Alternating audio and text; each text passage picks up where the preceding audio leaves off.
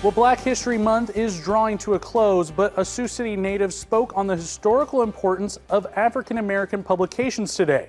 Historian Jim Tillman addressed a crowd at the Betty Strong Encounter Center this afternoon. Before he got into his presentation, he invited the crowd to participate in an activity to show the importance of photography throughout history. He had members of the crowd take a selfie.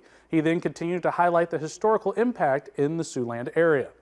A video on Frederick Douglass, and it'll get into the North Star newspaper specifically, and then we'll start talking about 1899. That was the first year Sioux City actually had an African American newspaper. It was about communicating. They were really a communication tool. Tillman says even the title of the paper, The North Star, has historical significance as it reflects upon Black history and slaves looking toward the North Star for hope.